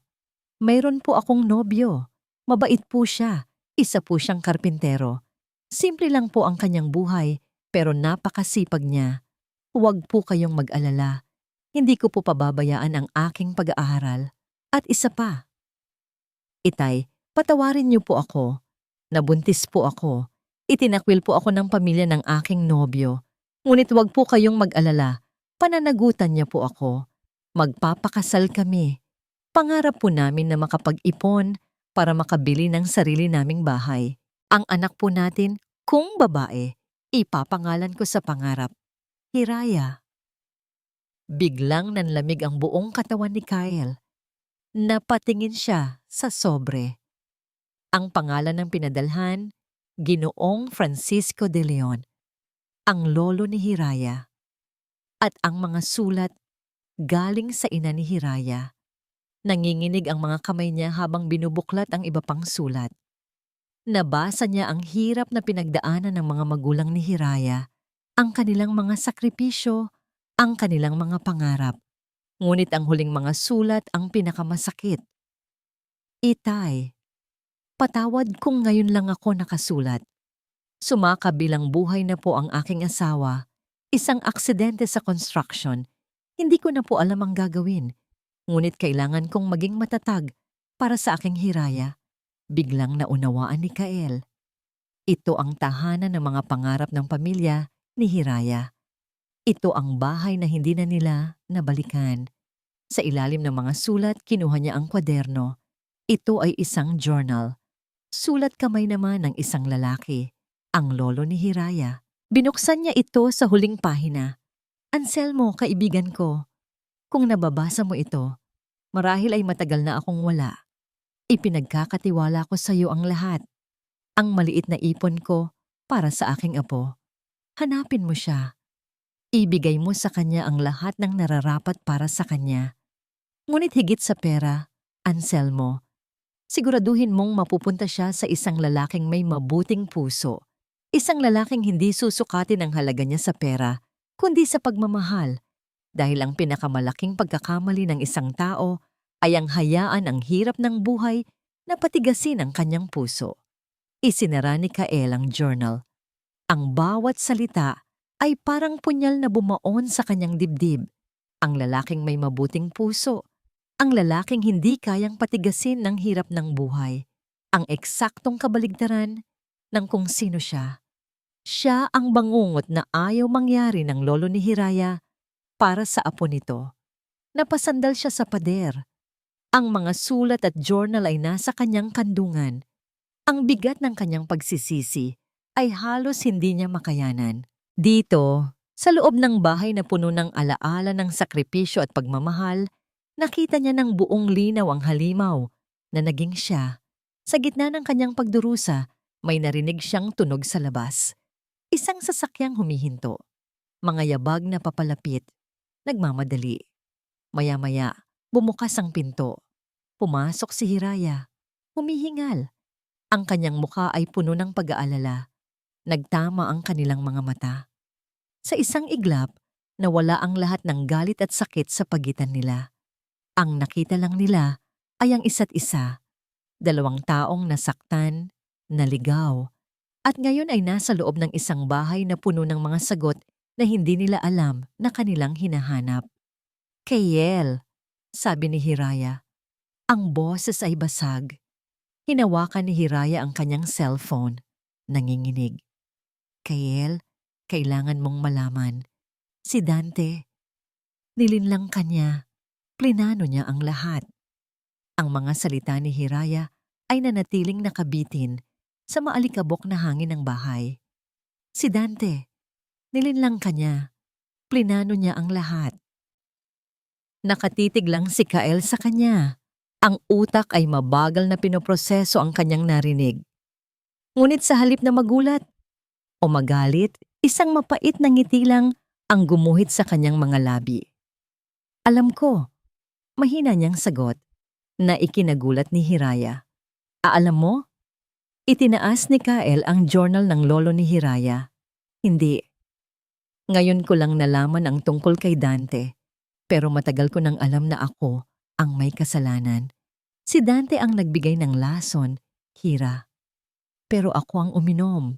Ako ang pumili na maniwala sa kasinungalingan dahil mas madaling manisin ang iba kaysa harapin ang sarili kong mga demonyo. Dahan-dahang lumapit si Hiraya. Ngayon niya lang napansin ang mga sulat at ang journal na nakakalat sa kandungan at sahig sa paligid ni Kael. Nakita niya ang pamilyar na sulat kamay ng kanyang ina sa isa sa mga sobre. Ano? Ano ang mga yan? Ang pangarap ng mga magulang mo, sagot ni Kael. Ang boses ay puno ng pagsisisi. Ang sakripisyo ng lolo mo, ang pagmamahal na dapat sana'y naging pundasyon mo, at ang pagmamahal na winasak ko. Umupo si Hiraya sa sahig. Sa tapat ni Kael, hindi alintana ang alikabok. Kinuha niya ang isa sa mga sulat ng kanyang ina at binasa ito. Pagkatapos ay isa pa at isa pa. Habang nagbabasa siya, ang mga luha ay tahimik na dumaloy sa kanyang mga pisngi. Ang mga kwentong naririnig lang niya noon mula sa kanyang ina ay ngayon ay may boses, may buhay. Naramdaman niya ang pagmamahal ng kanyang ama na hindi niya nakilala. Naramdaman niya ang lakas ng kanyang ina sa gitna ng pagkawala. At higit sa lahat, naramdaman niya ang lalim ng pag-aaruga ng isang lolo na hindi niya man lang nakita. Sa gitna ng kanilang tahimik na pagbabasa at pagluha, walang pader sa pagitan nila, walang ahente ng kotse, walang receptionist, tanging 2 taong nasugatan, hinaharap ang multo ng nakaraan. "Patawarin mo ako, Hiraya," basag na sabi ni Kael, at sa pagkakataong ito, ang kanyang mga luha ay bumagsak na rin. "Patawad dahil naging duwag ako. Patawad dahil hinayaan kong lamunin ako ng inggit. Patawad dahil ang lalaking pinangarap ng lolo mo para sa'yo. Ako ang kabaligtaran niya. Ipinakita ko lang sa'yo kung gaano ako kawalang halaga." Umiling si Hiraya. Ipinatong ang kanyang kamay sa ibabaw ng kamay ni Kael na nakapatong sa journal.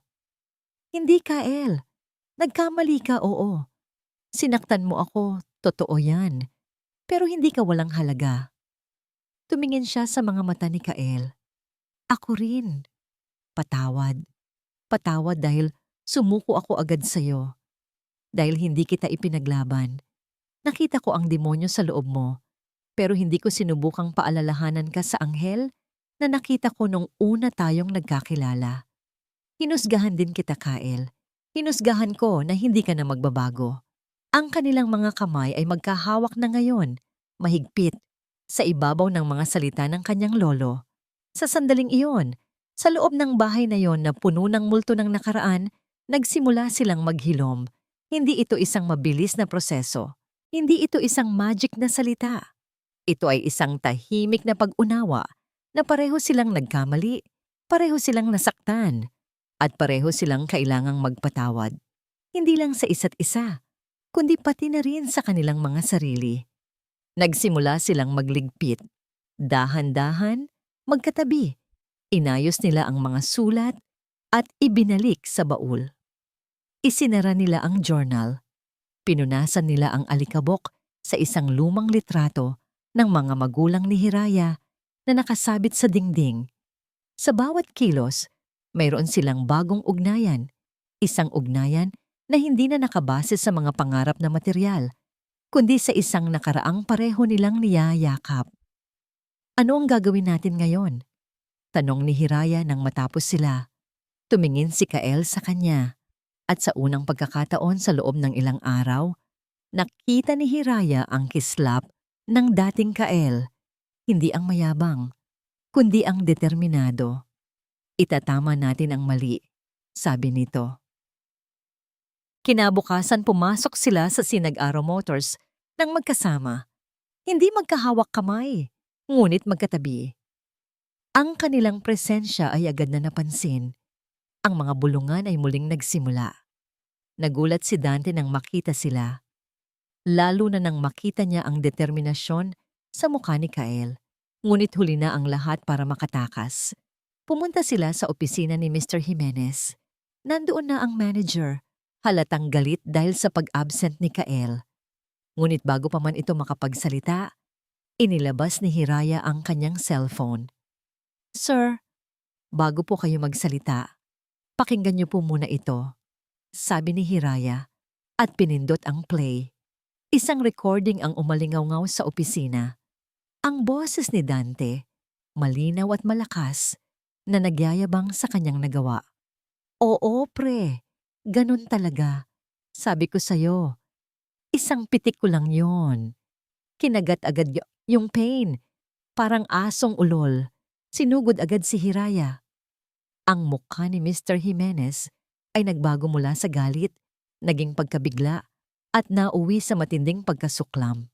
Sakto namang dumaan si Dante sa labas ng salaming pader ng opisina. "Dante, pumasok ka dito!" sigaw ni Mr. Jimenez.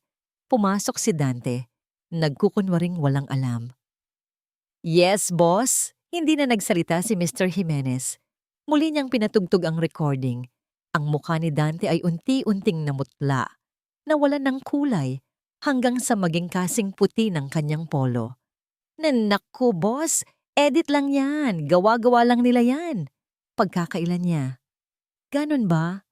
Tanong ni Mr. Jimenez, kinuha ang telepono at pinindot ang isang numero. Hello, HR.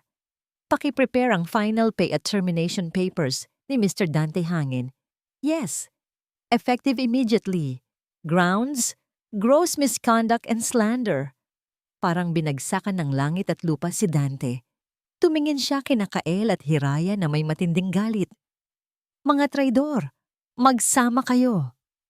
Habang kinakaladkad siya ng security palabas, dumaan siya sa tabi ni Kael. Huminto ito saglit. Akala mo nanalo ka na? Bulong nito. Tandaan mo, minsan kang naging tulad ko. Babalik ka rin sa dati. Hindi sumagot si Kael. Tiningnan lang niya ito habang papalayo. Hindi na apektado ng lason nito. Nang maiwan na silang tatlo, tumingin si Mr. Jimenez kay Kael.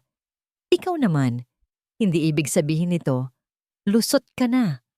Ang ginawa mo ay unprofessional, nakakahiya. Alam ko po, sir, sagot ni Kael. Tinatanggap ang lahat. Kaya heto po. Inilapag niyang muli ang kanyang resignation letter sa lamesa. Hindi ko po binabawi yan. Siguro po, kailangan ko munang ayusin ang sarili ko bago ako maging karapat-dapat sa kumpanyang ito. Tiningnan ni Mr. Jimenez ang sulat, pagkatapos ay kay Kael at kay Hiraya. Bumuntong hininga ito. Kinuha niya ang sulat, pinunit sa gitna, at itinapon sa basurahan. Bumalik ka sa pwesto mo, Bulan, sabi ng manager. Pero isa pang pagkakamali, ako mismo ang maghahatid sa iyo palabas. Maliwanag? Napanganga si Kael. Tumingin siya kay Hiraya na nakangiti sa kanya. Opo, sir. Maliwanag po. Sagot ni Kael. Ang puso ay puno ng pasasalamat. Nang makalabas sila ng opisina, magkaharap silang tumayo sa gitna ng showroom. Ang mga kasamahan nila ay nagpapanggap na abala. Salamat, Hira, sabi ni Kael. Walang anuman, sagot ni Hiraya. Pero Kael, ito ay simula pa lang. Marami pa tayong kailangang ayusin. Alam ko, sabi ni Kael, at handa akong gawin lahat, araw-araw. Sa sandaling iyon, nagring ang telepono sa desk ni Hiraya. Kinuha niya ito. Pagkatapos ng ilang sandali, ibinaba niya ito na may ngiti sa labi. Si Sir Anselmo, sabi niya, pinapapunta niya tayo sa opisina niya bukas. Oras na raw para opisyal na iti-turn over yung sasakyan. Ang opisina ni Sir Anselmo Luntian ay nasa pinakatuktok ng isang nagtataasang gusali sa Makati.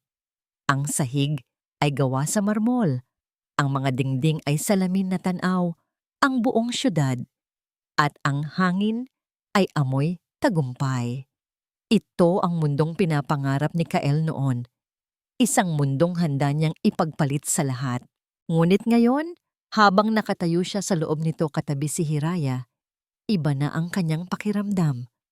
Hindi na inggit, kundi paggalang. Sinalubong sila ni Sir Anselmo nang may mainit na ngiti. Wala na ang misteryosong kliyente o ang mapanuring kaibigan. Ang kaharap nila ngayon ay si Tito Anselmo, ang matalik na kaibigan ng kanyang lolo. Maupo kayo mga anak, sabi nito. Iginigiit sila sa mga malambot na upuang nakaharap sa kanyang malaking mesa. Alam kong marami kayong pinagdaanan sa mga nakalipas na araw. Nagkatinginan sina Kael at Hiraya. Kami nga po ang dapat humingi ng pasensya sa lahat ng abala, sir, sabi ni Hiraya. Tito Anselmo na lang, pagtatama ng matanda. Ngumiti ito. At huwag kayong mag-alala. Ang lahat ng nangyari ay bahagi ng plano. Napakunot ang noo ni Kael at Hiraya. Plano po? Kumuha si Sir Anselmo ng isang makapal na folder mula sa kanyang drawer at inilapag ito sa lamesa sa harap ni Hiraya. Nang mamatay ang lolo mong si Kiko, panimula nito, ang boses ay seryoso na ngayon. Nag-iwan siya ng habilin sa akin, isang maliit na lupain sa probinsya at ang lahat ng kanyang naipon. Inutusan niya akong ibenta ang lupa at ilagay ang pera sa isang investment na palalaguin ko sa paglipas ng panahon. Para sa'yo, Hiraya, para sa kanyang nag-iisang apo. Binuksan ng matanda ang folder. Ang laman nito ay mga legal na dokumento, bank statements at mga titulo. Ang mga numero sa papel ay nakakalula. Ang maliit na ipon ng isang simpleng magsasaka sa loob ng 20 taon ay naging isang malaking kayamanan sa ilalim ng pangangalaga ni Sir Anselmo. Iito po, lahat ng ito ay sakin? Nanginginig na tanong ni Hiraya, hindi makapaniwala.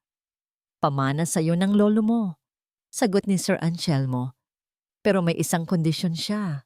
Sinabi niya sa sulat na ibigay ko lang ito sa'yo kapag sigurado na akong nasa mabuting mga kamay ka. At kapag nahanap mo na ang isang lalaking mag-aalaga sa'yo. Isang lalaking may mabuting puso. Dito na tumingin si Sir Anselmo kay Kyle. Kaya ako pumasok sa showroom ninyo na nakabakya. Pag-amin ng matanda. Hindi yun aksidente. Iyon ay isang pagsubok. Isang pagsubok para sa mga taong nakapaligid sa apo ng kaibigan ko. At lalo na para sa'yo, Kael. Naramdaman ni Kael na parang bumalik ang lahat ng kahihiyan. At bumagsak po ako sa pagsubok na yon. Mahina niyang sabi. Oo, bumagsak ka. Diretsong sabi ni Sir Anselmo. Pero ang mahalaga ay hindi ang pagbagsak. Ang mahalaga ay kung paano ka bumangon. Nakita ko ang lahat. Ang pagpunta mo sa community center, ang pagsisisi mo, ang pagpapakumbaba mo, at ang pagharap mo sa iyong pagkakamali. Ngumiti ang matanda. Ang unang Kael na nakilala ko, hindi siya karapat-dapat para kay Hiraya. Pero ang Kael na nakaupo sa harapan ko ngayon, siya na siguro ang tinutukoy ni Kiko. Ang puso ni Kael ay tila lumundag sa tuwa at pasasalamat. Ang kotse. Pagpapatuloy ni Sir Anselmo, itinuturo ang mga dokumento. Binili ko yan gamit ang pera mula sa trust fund mo, Hiraya. Regalo mo sa iyong sarili, mula sa pagmamahal ng iyong lolo. Heto ang mga susi. Inilapag niya ang eleganteng susi ng itim na sedan sa lamesa. Ito na ang katuparan ng pangarap ni Kael noon, ngunit ngayon, mas malalim na ang kahulugan nito. Hindi na ito simbolo ng yaman, kundi simbolo ng isang mahirap na paglalakbay. Huminga ng malalim si Hiraya, tila sinusubukang tanggapin ang lahat. Pagkatapos ay tumingin siya kay Sir Anselmo. Tito, sobra-sobra na po ito. Hindi ko po alam kung paano kayo pasasalamatan. Wag ako ang pasalamatan mo, ang lolo mo, sabi ng matanda. Pagkatapos ay bumaling itong muli kay Kael. At bilang pagpapatuloy, may isa pa akong alok. Kael, nakita ko ang potensyal mo. Hindi bilang isang sales agent, kundi bilang isang leader. Ang kumpanya ko ay may isang foundation na tumutulong sa mga kabataang tulad mo. Mga kabataang may pangarap pero naliligaw ng landas. Gusto kitang alukin ng posisyon doon bilang isang project manager para ikaw naman ang magbigay ng pagkakataon sa iba. Ito na, ang alok na kahit sinong may ambisyon ay hindi kayang tanggihan. Isang mataas na posisyon, isang malaking sahod, isang direktang daan patungo sa tagumpay. Ang lumang Kael ay tatalon sa tuwa. Ngunit iba na ang Kael na nasa harapan nila. Tumingin muna siya kay Hiraya na nakangiting naghihintay sa kanyang sagot. Pagkatapos ay tumingin siya ng diretso kay Sir Anselmo. Sir, Tito Anselmo, walang hanggan po ang pasasalamat ko sa alok ninyo. Isa po itong karangalan, panimula ni Kael. Pero hindi ko po muna matatanggap. Nagulat si Sir Anselmo at maging si Hiraya. Kailangan ko pong bumalik sa simula. Paliwanag ni Kael. Kailangan kong patunayan ang sarili ko sa paraang tama. Hindi dahil may nagbigay ng oportunidad, kundi dahil pinaghirapan ko ito. Babalik po ako sa sinag-araw. Magbebenta po ako ng kotse. Pero sa pagkakataong ito, ang uunahin ko ay ang tao, hindi ang komisyon. At kapag naramdaman ko na pong karapat-dapat na ako, marahil, babalikan ko po ang alok ninyo. Pero sa ngayon po, gusto ko lang pong tumulong sa foundation ninyo bilang isang volunteer. Tuwing Sabado. Isang mahabang katahimikan ang sumunod. Tinitigan ni Sir Anselmo si Kael, sinusuri ang bawat salita. At pagkatapos, isang malawak na ngiti ng paghanga ang gumuhit sa mukha ng matanda. Tumayo ito at inilahad ang kanyang kamay. Tama ang naging desisyon ko, sabi ni Sir Anselmo habang nakikipagkamay kay Kael.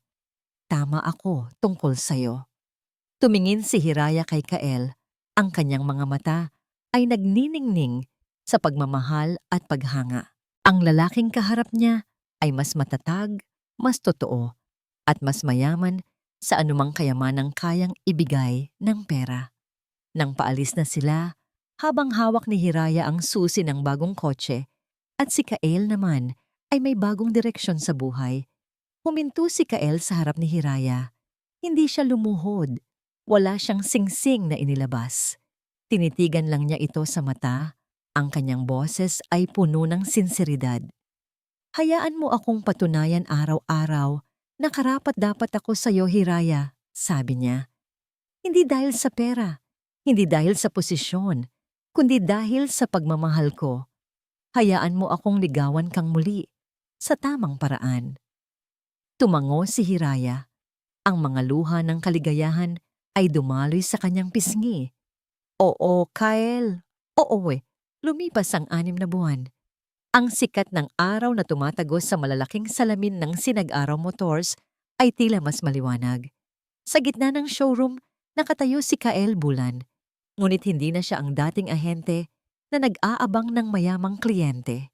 Nakasuot siya ngayon ng barong na may logo ng kumpanya at sa harap niya ay isang grupo ng mga bagong sales agent na matamang nakikinig.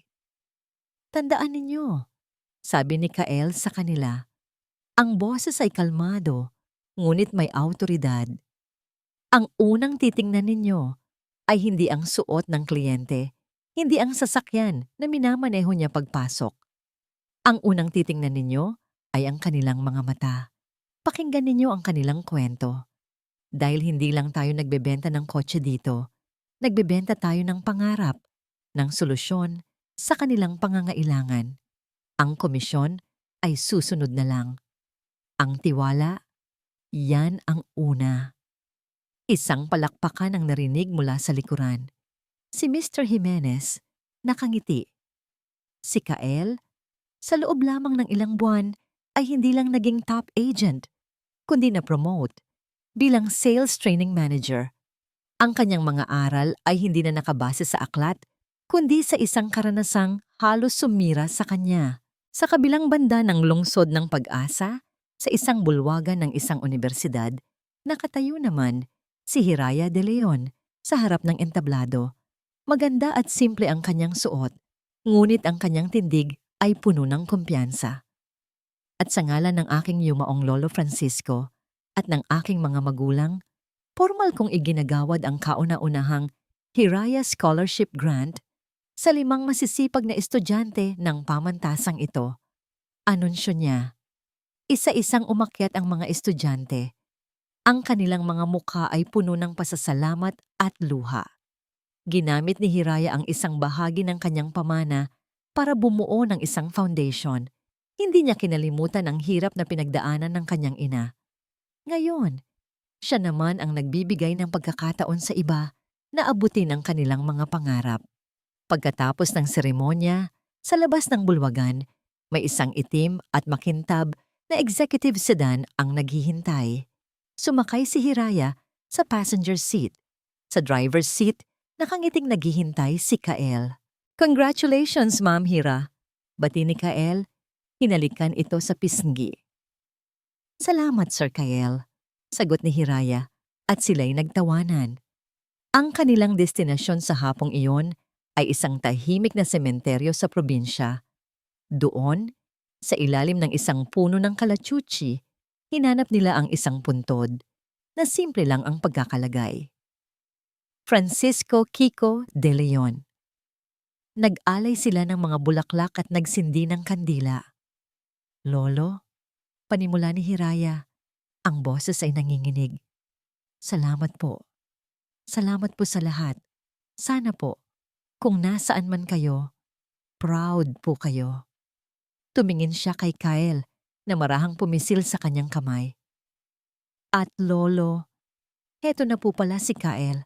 Maayos na po kami. Aaalagaan niya po ako. Tumayo si Kyle. Sir Kiko, pangako po, hindi ko po sasayangin ang tiwala ninyo at ni Tito Anselmo at hinding-hindi ko po sasaktan ang apo ninyo. Nanatili sila roon hanggang sa mag-umpisang bumaba ang araw. Ang pakiramdam ay hindi na kalungkutan, kundi kapayapaan. Isang pagkilala sa nakaraan na siyang bumuo sa kanilang kasalukuyan. Habang binabaybay nila ang daan, pawis sakay ng itim na sedan, ang sinag ng papalubog na araw ay nagbibigay ng ginintuang kulay sa paligid. Ang kotse na dating simbolo ng kayabangan at pagsubok ay ngayon ay simbolo na ng kanilang paglalakbay. Isang paalala na ang tunay na halaga ng isang sasakyan ay hindi sa presyo nito, kundi sa mga alaala at pangarap na binubuo sa loob nito. Hinawakan ni Kael ang kamay ni Hiraya. Walang singsing, walang formal na proposal. Sa ngayon, sapat na ang kanilang pag-unawa. Sapat na ang bawat araw na pinapatunayan nila ang kanilang pagmamahal sa isa't isa. Saan tayo pupunta? Tanong ni Hiraya. Ngumiti si Kael. Ang kanyang mga mata ay nakatuon sa daan, sa hinaharap na naghihintay sa kanila. Uuwi na tayo, sagot niya, sa ating bagong simula. At sa ilalim ng papalubog na araw, ang sasakyan ay umarangkada. Dala ang dalawang pusong natutong ang tunay na halaga ay hindi nakikita ng mata, kundi nararamdaman ng isang mapagkumbabang puso. At dito po nagtatapos ang ating kwento, ang halaga ng puso. Isang paalala na sa buhay, madalas tayong madapa dahil sa maling pagtingin sa halaga ng mga bagay-bagay. Ngunit hanggat may puso tayong handang matuto, magpatawad at magmahal muli, laging may naghihintay na bagong simula. Maraming salamat po sa inyong pakikinig at pagsama sa amin sa paglalakbay ni Kael at Hiraya. Ano pong masasabi ninyo sa kanilang kwento? At anong uri ng kwento naman ang gusto ninyong marinig sa susunod? I-comment nyo lang po sa ibaba. Hindi dito nagtatapos ang ating paglalakbay. Marami pa pong kwentong kasing ganda at mas puno ng aral dito sa aming channel. Kung nagustuhan nyo ang kwentong ito, i-like, i-share sa pamilya at mga kaibigan at mag-subscribe na rin para lagi kayong updated sa mga susunod pa naming kwento. I-click nyo ang notification bell para kayo ang unang makarinig kapag may bago kaming upload. Pagpalain po kayo ng Panginoon, kayo at ang inyong buong pamilya. Hanggang sa muli,